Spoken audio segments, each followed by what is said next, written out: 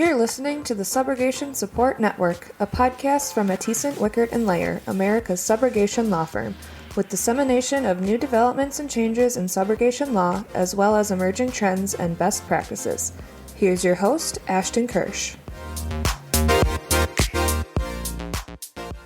Hello, everybody. This is Ashton Kirsch, your host with the Subrogation Support Network podcast, brought to you by Mattison, Wickert & Layer.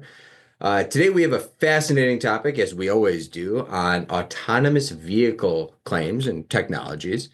It's my pleasure, it's my honor to have one of our amazing attorneys here, also here in our Hartford, Wisconsin office. Nick, how are you doing today, Nick? Good. How are you, Ashton? Nick DeStephanis. Yes, sir. Thank you for being here today. Thank you for having me. I call you Nick D because I sometimes have a hard time with the last name. That's not uncommon. Now you all know, right? Well, Nick, tell me a little bit about yourself in your practice before we jump into this. My practice is largely property claims, fires, floods, accidents, and that's basically it. Beautiful. And you get to deal with me every once in a while. Sorry about that. Well, I make do. All right. So today we're going to talk about it's not going to be a recap because we're going to talk about all new stuff. But last year, one of our first podcast episodes, we had discussed autonomous vehicle claims. It was myself and Joey D with CSA Specialized, who we kind of went on and talked about a NAS presentation we recently did on the subject, which was kind of an intro, and it was even newer. Right now, we've handled a fair number of these claims since then, and I think we have some more additional insights. So today, we're going to talk about autonomous vehicle claims, how we handle those claims, what we need to look for in experts, in counsel, how we pursue these matters, what claim specialists need to start doing differently as they transition from handling solo auto liability claims or auto, subro cases to actually claims involving product liability issues. We'll talk about, if we have the opportunity, I'd love to also touch on tentatively and tangentially related, but battery fire cases and what we've seen recently with Tesla. Obviously, a huge story in the news yesterday was that Cybertruck explosion, a very sad situation. Doesn't appear to have dealt with, that was an act of terror, not necessarily a battery issue, but it does, the moment people start seeing those things, it turns into a big question mark, right? Because these vehicles are catching fire, they are lighting on fire, and it's something to discuss. Now, before we go into that, just to kind of talk about autonomous technology, and I'm sitting on these, so I go to the gym sometimes when my daughter's at volleyball practice, right? And I go on the elliptical, and my mind keeps going 10,000 different ways in a million miles a minute, and I'm thinking about this podcast. I'm doing some prep work on my phone, and I'm looking and saying, hey, let's see what kind of new AI technologies are out there.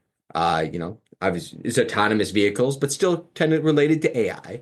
And I came upon and stumbled upon an app, probably the most amazing and scariest app I've ever dealt with. And the reason is because this has really shown me how profound and how impactful AI technology and just the current technology boom we have involving machine learning and automated technology is. And this app, and understand for the audience, I'm not in any way promoting this app. I believe that there's litigation involving, I have no position one way or the other over whether or not there's trademark infringement or anything else in regards to people using these songs for profit. But the app is Suno. And what Suno does is it takes prompts and uses AI to turn it into songs. So, of course, me being me, I decided to make an MWL law firm song, and I'm going to play 20 seconds of it, maybe a little bit more on the when we're done with the podcast. But this shows me how strong it is. The prompt I gave it was write a song about MWL law firm, a subrogation law firm, Ashton Kirsch, the podcast host, and their website that has charts and resources. That's it. That was the prompt. And audience, let me show you what we have here. Yeah, MWL, the nation's elite. Subrogation game, never face defeat. Recovering cheddar for insurance crews. Top website, got them singing the news. Charts and resources, everything's clear. Insurance, folks gather every year. podcast vibe, Ashton on the grind, knowledge for days, blowing the mind. When the scene's lit, MWL rise, subrogation kings ain't no surprise. Insurance carriers trust the claim, money recovered, no need for shame. Okay. So this is a 3-minute song, and I only played 20 seconds. But that just kind of, it's the small things with technology that just sometimes blow you away. Yeah. What do you think about that song? I think that for one request in a matter of a few moments to come up with that song is pretty amazing. It's incredible. Yeah. And this is the technology we're seeing. I mean, everything from autonomous technology, AI, to these vehicles. I mean, we're having vehicles on the road, right? There's self-driving taxi car companies in California, Texas, other states where legitimately you press the app, you summon the vehicle, it shows up, the doors open, you just get into it and it takes you to your destination. It's a crazy world we live in. I'm not that brave yet, but yeah, that's happening. So, I mean, that's why this is so relevant, I think. We're at a cutting edge time where it's time that we're going to have to change how we do things and kind of not reinvent the wheel, but, integrate an autonomous wheel, right? Do things differently a little bit. So tell me a bit about autonomous vehicle claims. What do they look like? What are you seeing? When we first get them, you know, you get these vehicles where there is some level of autonomous or self-driving, and that's always the first question, and that really goes to the driver, I think, in the first instance. Were you under control of the vehicle at the time? Right now, I've got a couple of cases. One involved a Tesla where the driver drove it into a building, and this is not our insured, but a third party. And one of the first things we thought about is, was there self-driving? Is there some product liability issue here? Well, the insurance company for that acknowledged liability with their driver. So that tells us that the driver must have said, I was in control. I did it. On the other hand, we have another case right now where the driver is saying, and this is a first party, the driver is saying the car took off on its own. And in that case, the accident was pretty bad, actually. A couple people were hit. The local district attorney's office is looking into it for potentially criminal charges. They've accessed the data from the vehicle. Is my understanding. The vehicle is still impounded by the local law enforcement, but in that instance, the driver is saying, I didn't do this. So that's going to be an interesting one. And we see more and more of these. Truly, I mean, at least once a week, I see cases that some way involve autonomous technology. I think the examples you gave were two vehicles that had, so it would be level 4 or level 5. And I'll break down the levels for the audience a little bit, just to make that clear. That would be level 0 would be, and this is based on the Society of Automotive Engineers, the SAA. They define 6 different levels of autonomy, right? Level 0 is no driving automation. Level 1 is driver assistance, right? Could be lane assist, something similar like most of our vehicles have. Level 2, partial driving automation, where that vehicle can assist with steering and speed, but the driver must remain alert and ready to take over. That would be, obviously, what do they call, like smart cruise control. Level 3, conditional driving automation. Level 4, high driving automation, where the vehicle can handle most normal driving conditions, but are going to kind of implement safety measures if it can't drive. And level 5, full driving automation, where the vehicle can drive anywhere and in all conditions without human intervention. For years, we were kind of level 2, level 3 with adaptive cruise control. That's the word I was looking for. We see a lot of those claims, more and more of those. That's what I'm kind of answering questions about. But we're also seeing these cases, like you said, as an example, and we're going to see a ton of going forward, where it's actually these level 4, level 5 technologies, where these vehicles are equipped for either high driving automation or even in a way full driving automation with some of these Tesla vehicles. On my end, I drive, as you know, from Lake Geneva to Hartford. I've been waiting for that technology to be there so I can lay down, fall asleep, or read a book while I'm driving. You're not supposed to do that. Yeah, I understand. yeah. But there's technology that even for 2 years ago, I rode a buddy's Tesla, and it arguably could do that. So the technology is getting there. Right. And, a part of me wonders how much of that is the manufacturer wants to say, hey, you need to keep paying attention just in order to help thwart any liability argument. But yes, the moment you start talking about self-driving, of course, people are going to read the newspaper or close their eyes. So yeah, I think that's certainly seems to be the way things are headed. And the manufacturers kind of, frankly, sell it as such. It's like, oh, it's self-driving, but it's not self-driving. Right. Oh, you can do whatever, but we have a huge TV screen, big LED, 20-inch screen, but keep your hands on the wheels and look out. It's And like, certainly okay. these are issues. Play games, Tetris, why not? Yeah. And these are things that will definitely be litigated at some point. Absolutely. So I Yeah. think the first thing to distinguish for the audience is between the types of autonomy. There's a ton of different claims and ways these go, right? It's as simple as like there's these vehicles operate on different kind of baseline structures. There's either they're operating with sensors, cameras, it could be LiDAR, it could be radar, some type of sonar. The different manufacturers do it differently, right? Oftentimes it's based on camera feed. Others times it's based on, right, that LiDAR technology that is detecting those things in front of you or a combination of all of it. And of course, any technology, as we know, fails, right? It can fail for a number of reasons. It could be a product defect. It could be a design defect we've seen. It could be a manufacturing defect. Maintenance. It could be a maintenance issue. And maintenance issues happen all the time. I mean, we're up in Wisconsin. Seriously, just yesterday, I had one of the warning lights on my car where it's, the orange, dot. And I have a dumb car. Like there's no amazing, but I do have lane assist.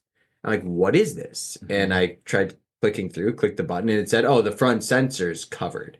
It's just from salt, right? Salt had obscured the camera. Sure. So it told me that. Yeah. So the thing is, a lot of times this technology, it's kind of, we're looking at the software and the hardware at the same time. Right. That's why we need good engineers, which we'll get into. Do you have any of those cases have you kind of looked into to see, is there any allegation that it's be it a software or a hardware issue?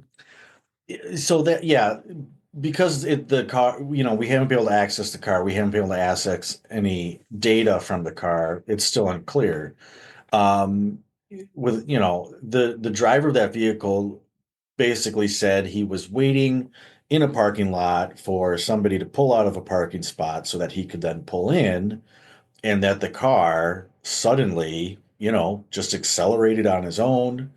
The brakes wouldn't work, and he was, at the mercy of that vehicle. If that's true, then clearly that's a product issue. And yeah, the car failed in its normal expected operation. So yeah.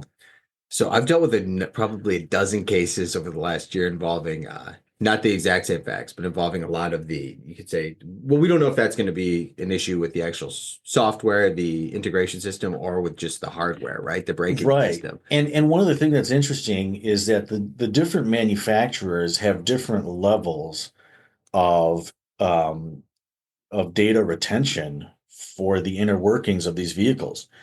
One manufacturer may have a lot of information about what happened or what may or may not have gone wrong. Others may have less. So this particular vehicle, in speaking to one of our experts, he said, yes, he noted that there was a good degree of data retention.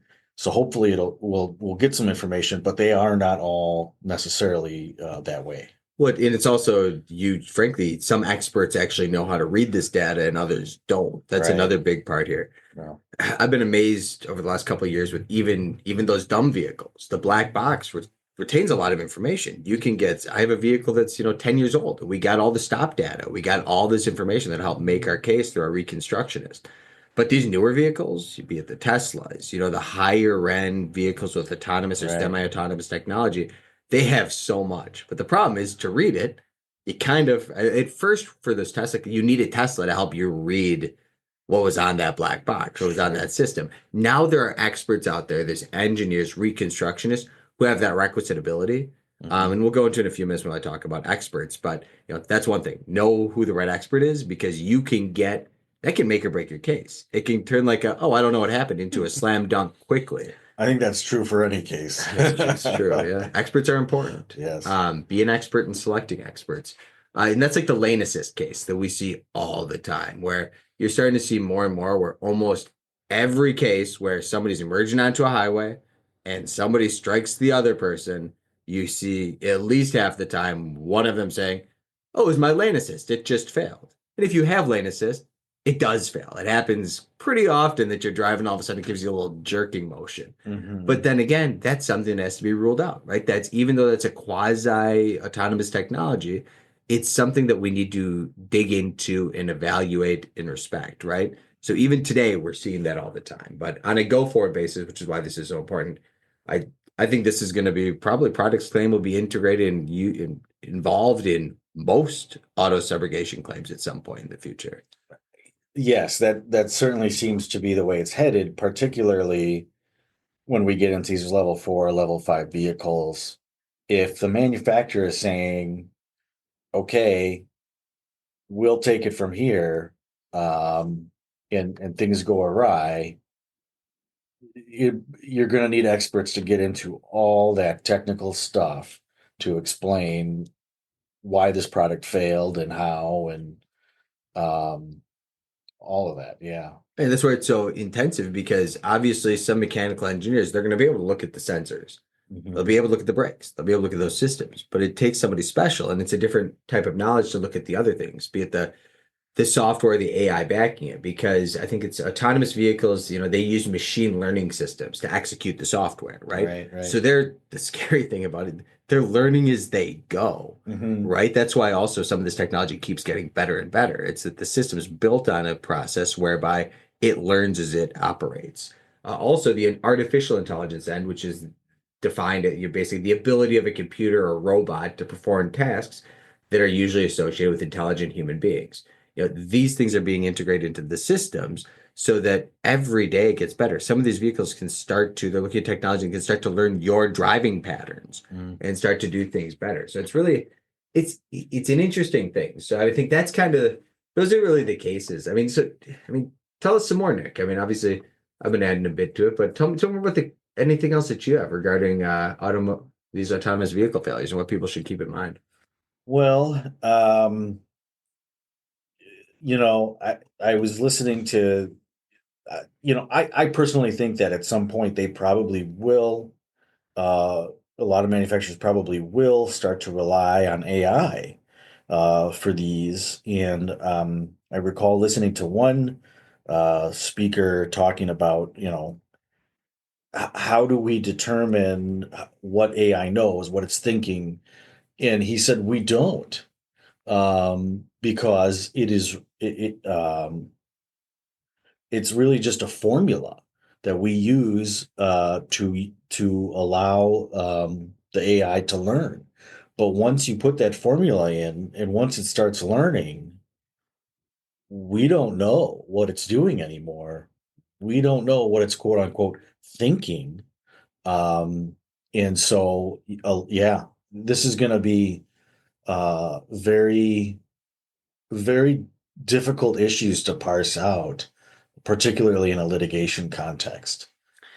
And not to make matters even a little more scary too, but there's obviously very smart people, and Nick, you and I were talking about this before the podcast, but very smart people have warned us about the risks of AI technologies. And these aren't just people, well, maybe some of them have tinfoil hats on, but these are people that actually are, top business leaders and, CEOs of major Fortune, 100 companies. Sure. And they're out there warning that, hey, like, sure, we should be embracing this technology, but we need to be really careful. Yeah. And now think that when it comes to related to integrating AI, machine learning into vehicles, we have, several ton chunks of metal that are being controlled by a computer that, one, is subject to, be it hacking or other sort of external forces, or two, subject to, it's being run by basically a robot for all intents and purposes. Yeah. It's an interesting world we're in. It's a brave new world.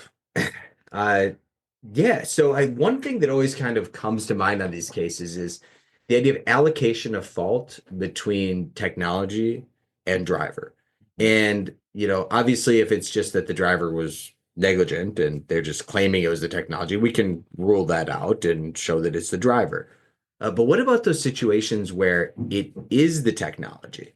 I think that I've seen those cases where we're still, in many scenarios, able to argue that despite the fact that the equipment has malfunctioned, that something that that driver did or didn't do, right? was the cause of this. Right. And or just inherently by utilizing and relying on an untested new technology that they are going to be negligent. Yeah. Any thoughts on that? That I think that's going to be the crux of a lot of this litigation. And it's really going to come down to what can we determine for certain what did happen, which is why I was talking about, okay, what data did the vehicle retain? What do we know did or did not happen? In these subjects are going to become so complicated. I think in some instances, a lot of this litigation might be even cost prohibitive because of some of the complications. But yeah, I envision that drivers will often be pointing fingers at the technology. Manufacturers will, um, I suspect that they will eventually build their SIP systems such that they can extract a lot of data to protect themselves. Um, but yeah, that's where I think this is going to head in a lot of cases. And you've never dealt with be it a liability adjuster or a defense attorney who is just unreasonable, have you? Oh no, they're all Never yes. dealt with all No, reasonable, yes. right? Only for our clients here, of course, you're reasonable, but no, there's definitely unreasonable insurance carriers. I can name a few, but I won't for the Sure. sake of this podcast because some Yeah. of you may be working there while listening. But what kind of the fear that I have, and I'm starting to see it a bit with like the lane assist claims, Mhm. is that on these smaller losses, right? These $5,000 auto collision cases, um, you're going to see denials. You're going to see denials based on the fact that they're going to say, "Oh no, this is a product defect. Sorry, go against the manufacturer." I haven't seen that necessarily as much as you'd think, but I think we see that down the road. I think that's coming. Yeah, I think that's coming too. I mean, realistically, there's some adjusters out there that if they think they can hang their hat on a denial for some reason, they will, you know. And certainly if their insured is telling them, it wasn't my fault, I didn't do it, the car lost control, it has a mind of its own, they'll hang their hat on that and say, no way. And similarly, some of my subrogation clients, we've had a few of these cases where they've come to us and they're, wait, I need to hire an engineer. And if it's a large enough dollar value, it's like, yes, like if we have to litigate this case, I want to be able to rule it out, right? Could I argue that the driver's inherently responsible because they were driving and trusting this technology and weren't paying attention? Sure, I can argue that. Yeah. But for a $250,000, $2 million case, I'm going to want to iron this out and spend the, $5,000 to get an expert to put me on the right track and be able to rule in or out that technology. I think that's going to be something where adjusters are going to hear more and more of, right? Where, frankly, reconstructionists are really good. Typically on mid to small auto losses, we can't get approved to hire a reconstructionist, right? Yep. It's only on the larger claims is the carrier going to be willing to pay that. Yeah. Fine, makes sense. It's a dollars and cents game. But it's going to get even more expensive. That being said, claims are going to get more expensive too, because these vehicles, the autonomous vehicles, and I did a presentation on this for NASP a few years ago, and I had a kind of a chart that compared like the front bumper of a Tesla Model Y to like a Volkswagen of 5 years before, Mm-hmm. and the difference was 7x, right? It was significantly more. It was like $400 versus like $6,000. Yeah. And the reason is you have all this technology, all these sensors. So in a way, I think you're going to just see the exposure on auto claims increase as well. So just a standard, rear end collision bumper to bumper that would have been, a $750 loss Yeah. is going to end up being significantly more expensive, which is also going to have an impact on claim values. But beyond that, frankly, if I had a $750 loss, even though my deductible is $250, I'm probably not making an insurance claim. Right. 7,000 I would. So you're going to see more insurance claims. There's a lot of ways that this stuff kind of impacts everything. Yeah, and we've all seen our auto premiums go up quite significantly the last couple of years, and that's what the I hear the agents are ascribing it to is all these technological advances, the increased cost to repair these vehicles. So, yeah. Now, another thing to keep in mind for all of the, the claims people out there and attorneys is that there's also the way to make claims based on single vehicle collisions. And I've seen a number of these where it's our insured, it's their vehicle, and they are driving down the road. All of a sudden, the lane assist, you know, the autonomous technology just fails and the vehicle crashes. So it doesn't have to only be third-party claims against that vehicle that had the autonomous technology.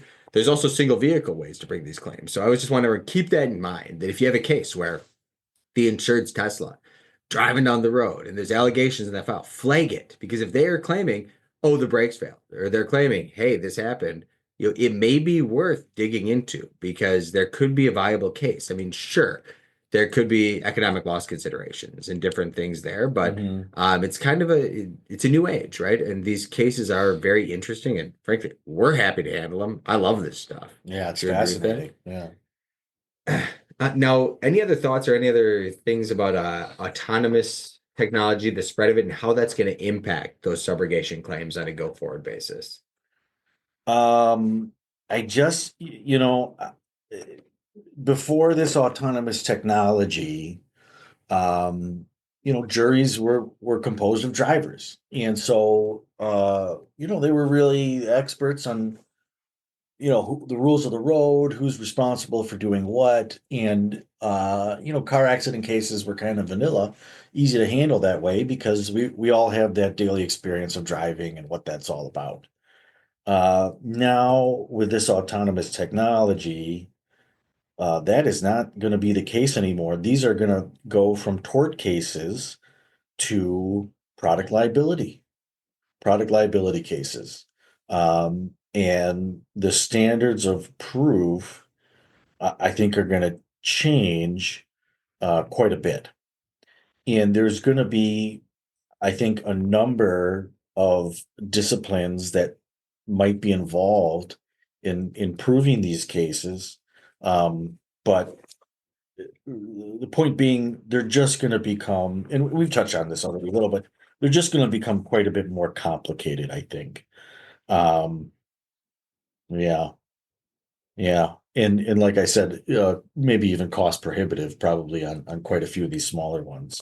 Well, especially in those states where be it third restatements is applicable or something else where we actually need to not just prove be a defect, but also a reasonable alternative design. Yeah, which right. I've dealt with recently because we were able to then frankly use a different manufacturer's design Sure. to show that here's the reasonable alternative. But this was actually a scenario where it was one manufacturer is using be it the camera visual based technology, the other was using the LiDAR. And Yeah. we're able to show that, hey, one was better than the other. I Okay. can't get in too much depth over the case.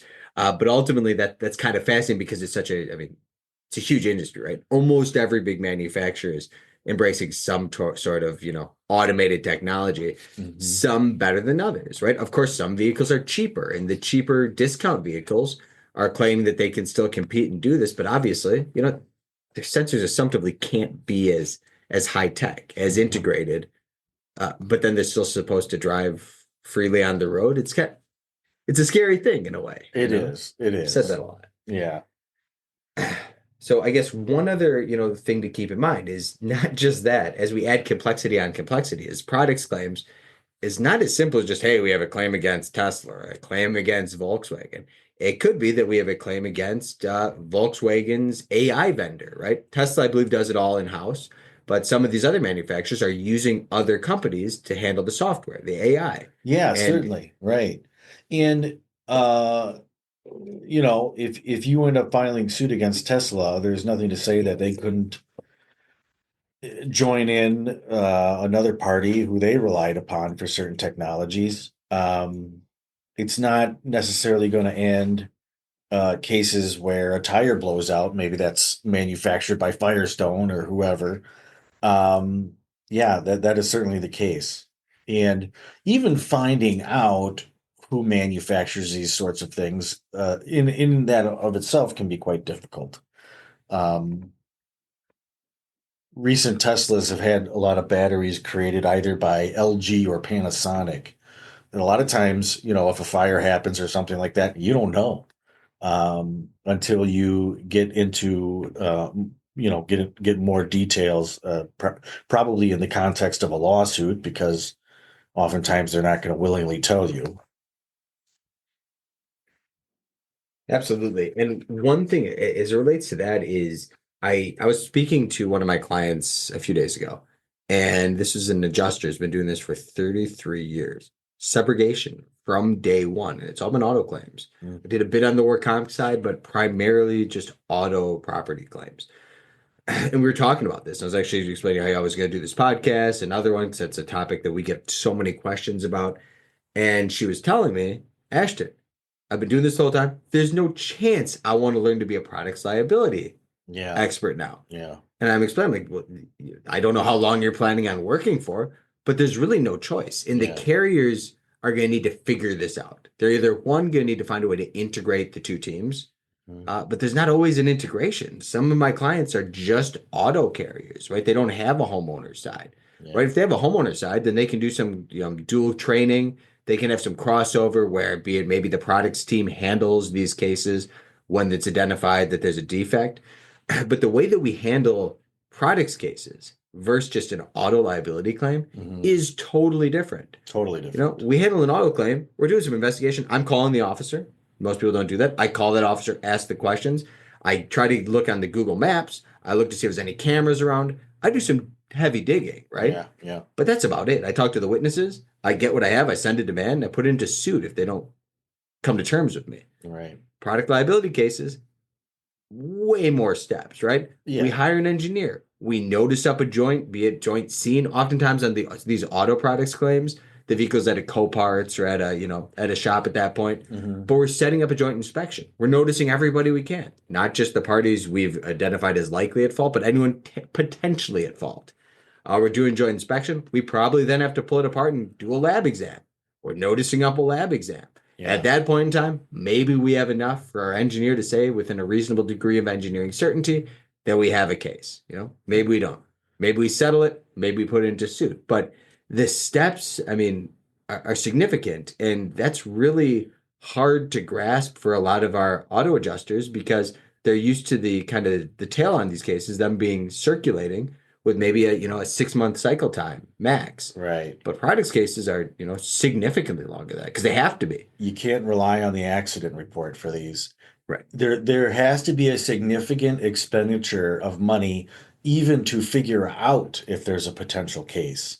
For product liability cases, generally speaking, you can complain of issues with either the manufacturer of the product, the design of it, or warnings.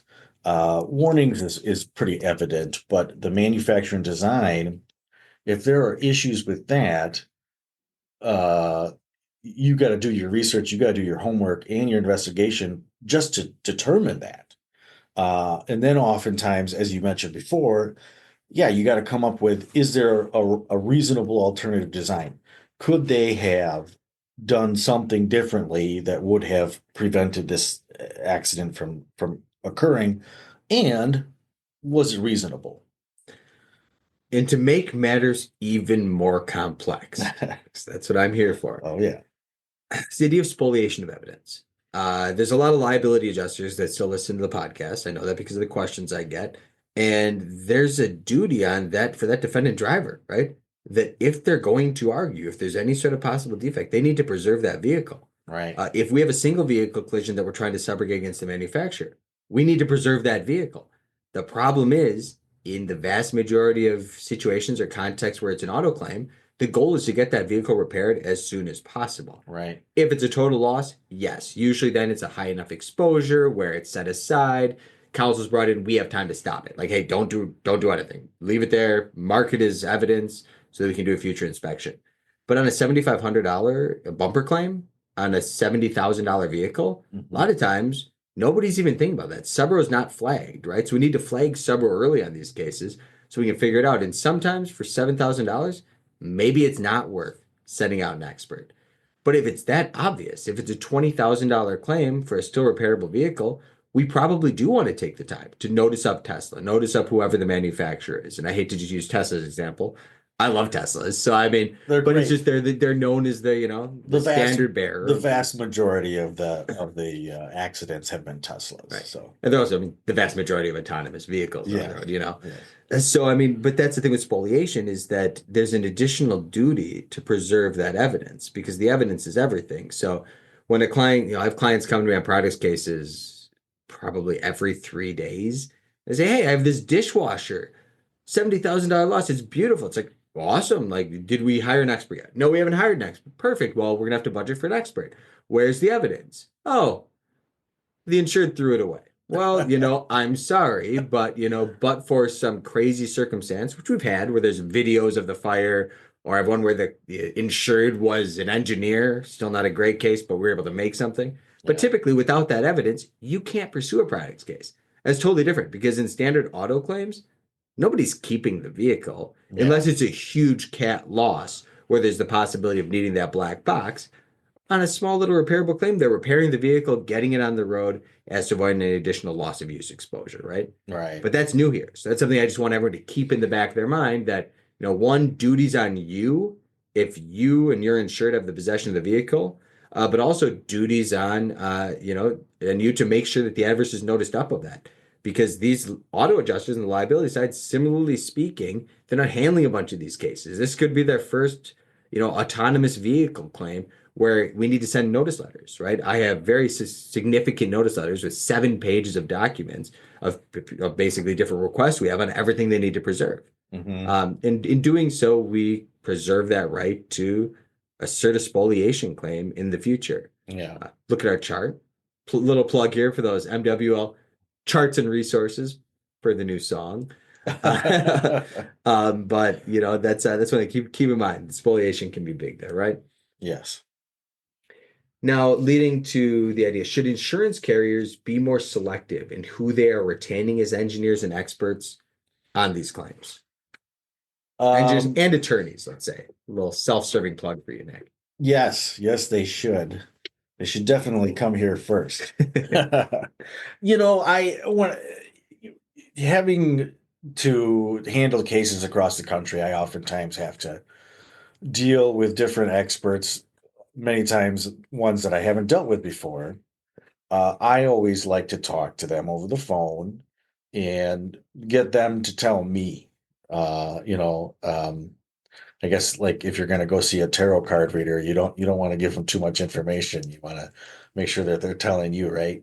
That's Do you often go see tarot card no, readers? but I'm just saying, you know, with an engineer, I describe the situation and then I want them to tell me how they're going to handle it. Right.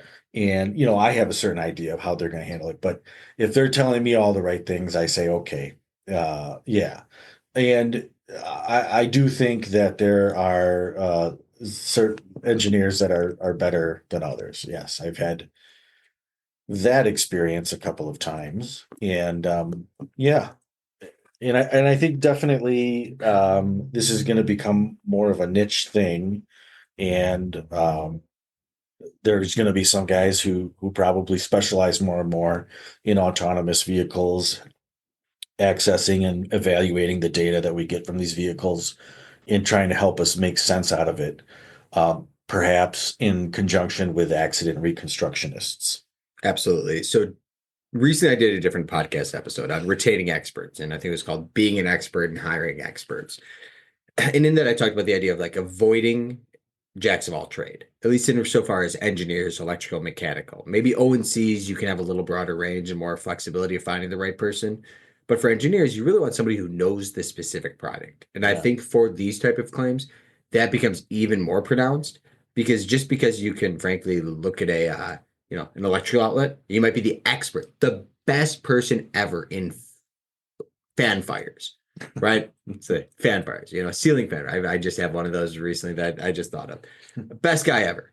Well, guess what? You might know nothing about Tesla vehicles, Right. just because you know lithium batteries, even, right? I have an expert that I use on all. We do a lot of hardware claims, right? Where it could be a drill, right? Yeah. The lithium ion battery from a drill fails. Well, that person may know lithium ion batteries really well. And a lot of times, that person, frankly, this guy was actually selling himself as an expert in electric vehicle claims. I said, how many have you handled? It's like, well, I just started getting into this. I know lithium ion batteries well. It's like, okay, if it's a battery failure, maybe you would. We'll question that more. Right. But for everything else, no. So that's where there's just an additional duty and burden on counsel, or also on be it if it's the adjuster who's reviewing, the claim specialist, to make sure they're finding the right person and ask that question. Have you handled a claim involving this type of allegation and this specific technology, if we think we know what it is, and this vehicle? Because reading this data and knowing where to get it, how to get it, is incredibly complex. So there's only about 3 experts I use in the country for these type of claims. They do a great job, but there's a lot of them out there that are going to say they can do it. They're just going to charge you 3 times as much because they have to figure out how to do it first. Right. So one thing I like to do is I will call some of the bigger engineering outfits, right, that have access to more engineers, and they kind of know who knows what in what area.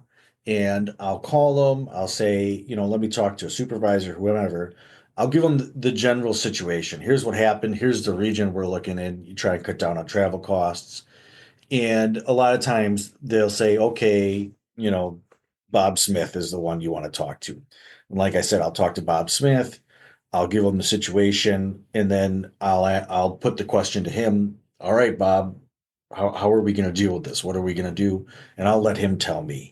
And I do think that this is a new enough field that a lot of adjusters would be well served putting in a little bit extra time, maybe talking to 2 or 3 different people, hearing their different responses, and going with the one you think gave you the best answers, because taking a little bit of extra time to find the right expert can really make all the difference. And not just the question of can you do it, but have you done it, I think is big. And of Sure. course, everyone's going to have a first time. Yeah. So if they have I can, but I haven't, but my supervisor's handled 2,000 of these, Yeah. different story, right? But it's always asking the right questions to make sure you get the requisite expertise. And frankly, that's the same with lawyers on these claims. This isn't to sound self-serving, but it's going to be a very different lawyer who has the background to handle a products claim versus just a standard auto property claim. Right. I know hundreds of lawyers that I meet at conferences that I know around, that if I've asked, and I have asked them, hey, I have a client looking for somebody in Alaska for a complex product liability case. And their answer is, I do not know anything about products liability. I'm an auto liability person, right? Yeah. Plaintiff's attorneys, we do a lot of work comp subrogation. I've had about 10 cases in the last 5 years, let's say, where plaintiff's counsel from some sign and settle plaintiff's firm takes on a case. It involves a products issue. I call them up talking about the case. Like, I have no idea. Like, I'm going to figure this out. I'm like, do you want me to help? And we've actually entered fee splitting arrangements with them so that we can come in and our carrier gets more, but they get our expertise. Yeah. But that's the thing. Just remembering that, there's a lot of attorneys, there's plenty of firms out there who can do both. But assuming that somebody has the ability to handle a complex products case that's never done so in the past, or their experience is limited to $2,500 water supply line failures, Sure. It's something that you should ask, right? Ask the question, right? Have you handled products cases before? What's your experience? How many cases have gone into litigation? Have you taken any to trial, right? What's your firm's requisite background on it? I think those are important questions to ask, and I'd encourage all clients to ask those questions to your attorneys. I agree. Or just call Nick. Just call me. That's right. Call Nick. So anything else on it? I want to briefly touch on battery fires since we have a few minutes, but is there anything else autonomous vehicle-wise that you wanted to mention?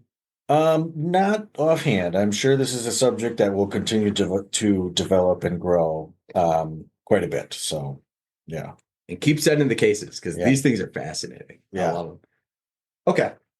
So briefly to touch on electric vehicle fires, which are different, but still just a really hot topic, a burning topic. It's on fire. It's exploding. It's a topic that's really relevant because these batteries are doing all those things. They're exploding. They're lighting on fire. They're burning down houses.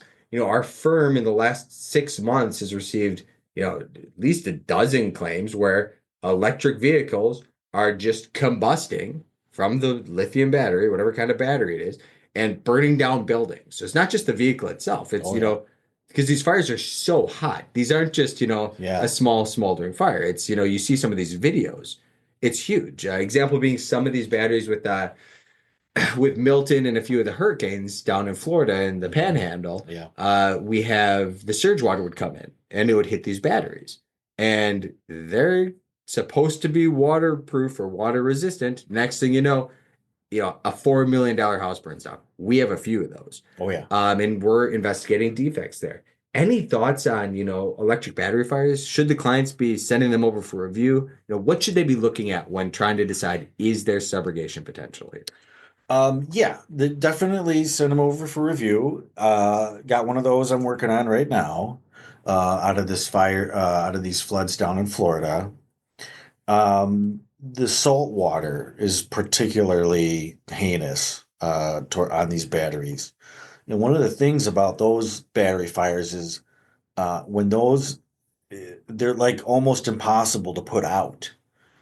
Once they start, they're going. I've heard stories about firefighters literally putting Teslas into the ocean just to try and deal with them. And yeah, once they get going, boy, these fires can be real ferocious. Um, yes, my understanding is that, Tesla says these are supposed to be impervious to water. Well, if the water gets high enough, it's coming in. And those are ones we absolutely will review. There are certain standards, SAE standards, Traffic and Safety Administration standards that talk about resistance to water, the certain standards for a vehicle's resistance to water that they're supposed to have, that and other implications, warnings, as I talked about before, it has to be in play. Those are definitely cases we'll take a look at. Mhm. I'm sure the EPA absolutely loves the throwing of burning chemical-ridden battery-powered vehicles into the ocean. But I saw videos of that after, on some of these claims. It's like, imagine if you're like the new firefighter. It's like, well, what are we gonna do? It's, spray it with a hose and throw it in the ocean, Put it in neutral and push.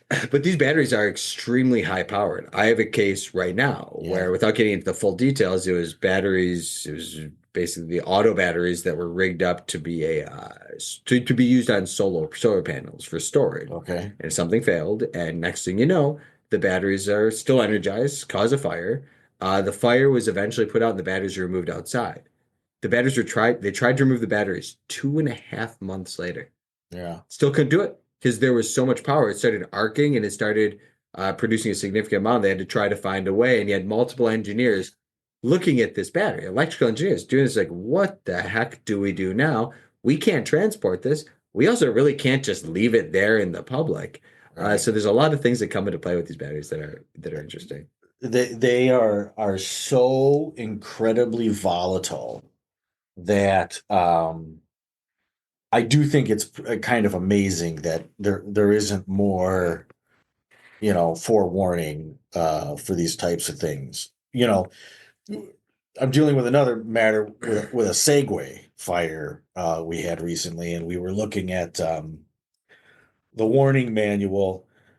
One of the things you really want to avoid with these lithium-ion batteries, you don't want to drain them, and you definitely don't want to store them when they're drained.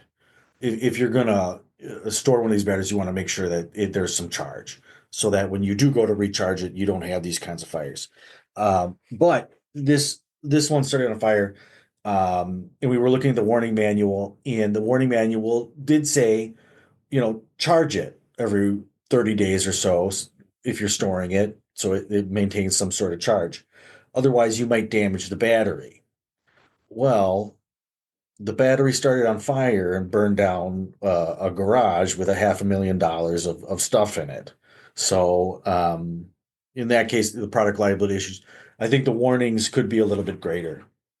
And I don't think the general public is quite as informed about the dangers of lithium-ion batteries as, frankly, they should be. And frankly, Tesla, should be maybe mentioning to people, hey, if this starts on fire, that's going to be really bad news. And there was claims of some kind of warnings, particularly down in Florida. And I think that one of the state officials really came after Tesla in 2022 for this issue. Uh, but yeah, there's not a lot of consumer awareness about the dangers of these particular batteries.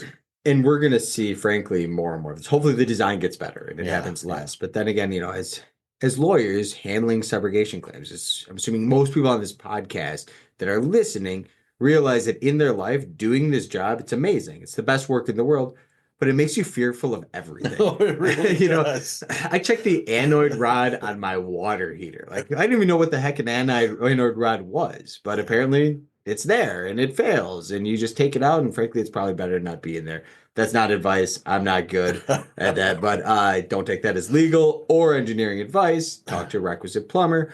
But it's that, and then the batteries. Like I have battery packs because I forget cell phone chargers all the time, so I keep a battery pack, and I'm always worried. It's like there's been a few times I've been like going to bed, and I have the battery pack. I'm like, I'm not leaving that plugged in, right? Yeah. Because it's a real thing. But no, the manufacturers definitely not for an $80,000 vehicle. You wouldn't think that, hey, water gets us on this, it's going to burn my house down. Right. But yeah, it's a real risk, and I think manufacturers are going to see more and more of these claims. Hopefully, technology gets better, but obviously, just as autonomous technology is expanding, the use of electric vehicles is expanding significantly. I'm sure we could do a whole 3-hour podcast on electric vehicle claims in general.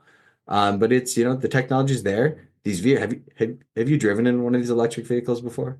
Yeah. They get fast. I mean, the technologies. I mean, at first I was like, oh, electric vehicles. I'm not driving them. I'm not driving an electric vehicle. Then I went in one. I drove a Tesla, and it got up to 60 in like less than 2 seconds. I'm like, wow, I could totally drive an electric vehicle. So, I mean, that's one of these cases where we had recently where it was a third-party driver. The driver was driving a Tesla. For some like inexplicable reason, apparently she was waiting in line to get an oil change or something, left the line, and just flew into a building. Nobody understood why this was happening.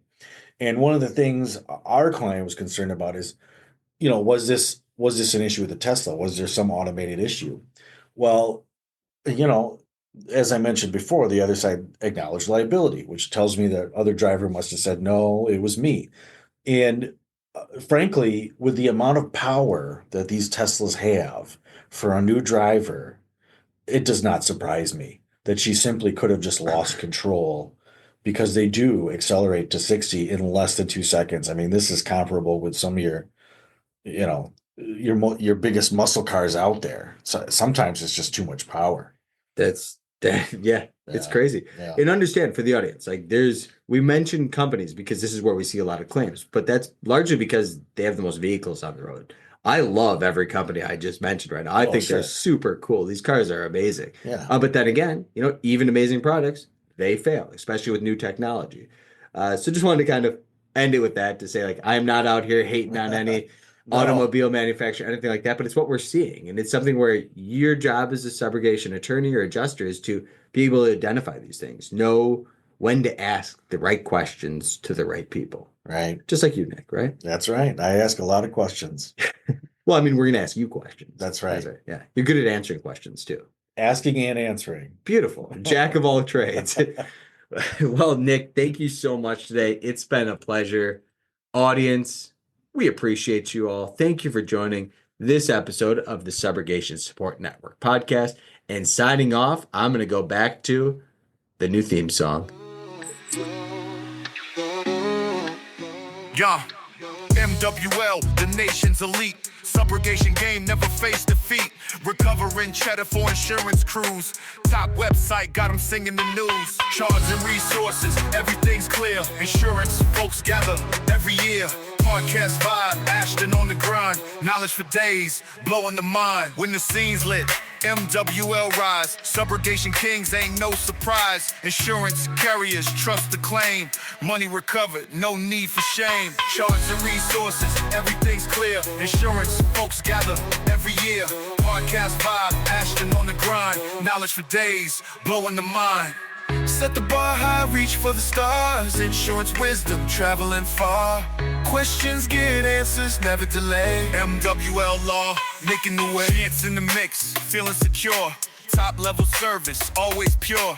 Knowledge on tap, streaming in the air. Podcast buzzing, Ashton's flair.